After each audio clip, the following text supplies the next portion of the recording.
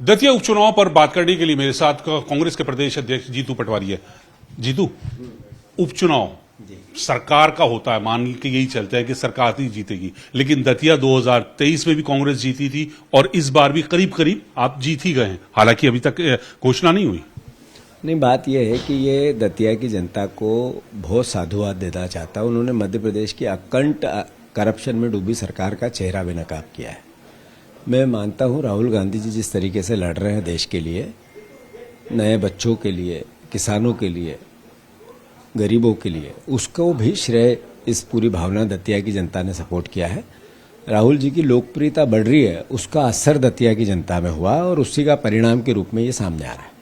Sir, आप भी प्रचार में रहे, पूरे टाइम वहां आप रहे, सरकार की तरफ से भी केंद्रीय मंत्री भी, मुख्यमंत्री भी और राज्य के मंत्री भी रहे, उनका असर जनता पे नहीं हुआ? नरोत्तम मिश्रा ने तो जब नामांकन हुआ तो बेचारे आंसू आ गए थे, वो रोने लगे थे। जनता पर कोई इन सब चीजों का प्रभाव नहीं?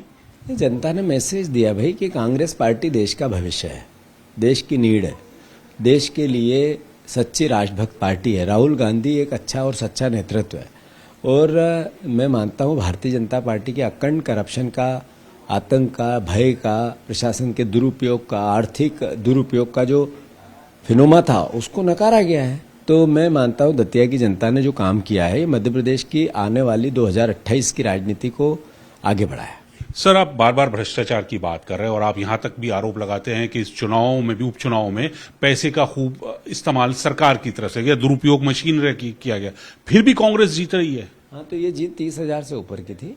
अगर ये 15,000 के आसपास हो रही है, इसका मतलब है कि जितना असर कर सकता था कर दिया। नहीं तो अल्टीमेटली प्रशासन का दुरुपयोग नहीं होता, पैसे का दुरुपयोग नहीं होता, 25 मंत्री वहाँ हमेशा रहे, इसका भी एक असर हुआ।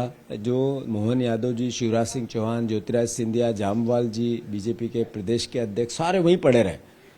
15 दिन तक उनका एक ही फोकस था, सरकार बंद, चुनाव चालू। उसके खिलाफ अगर दतिया ने इतना बड़ा मैंडेट दिया तो ये मैसेज राहुल गांधी की लोकप्रियता तो है।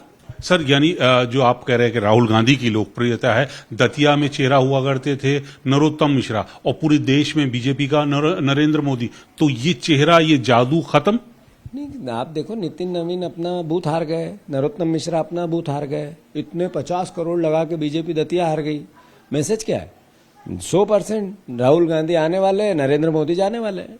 राहुल गांधी आने वाले हैं, नरेंद्र मोदी जाने वाले हैं, लेकिन इस चुनाव प्रचार के दौरान सर आप साइकिल यात्रा भी निकाली आपने, अपने पूर्व के जो सहयोगी थे सरकार में, सबको लिया, उसका कुछ असर हुआ? संदेश गया जनता में, वो कनेक्ट हुआ लोगों से? जो देश में युवाओं की लड़ाई राहुल गांधी जी के नेतृत्व में हो रही है, जो जैन जी अपनी आवाज उठा रहा है, उसके सपोर्ट में हमने अपनी बात मध्य प्रदेश में कही थी।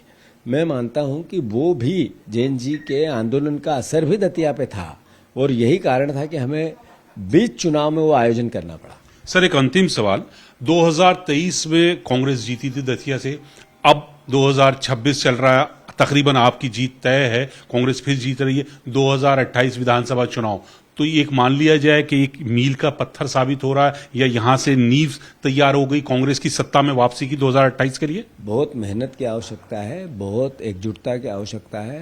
आज बीजेपी के अर्थतंत्र, प्रशासनिक तंत्र, नफरत के तंत्र से लड़ने के लिए पार्टी को बहुत आवश्यकता है कि गंभीरता से, सामूहिक रूप से सबको साथ लेके निर्णय लें। 2800% कांग्रेस जनता कांग्रेस को जिताएगी।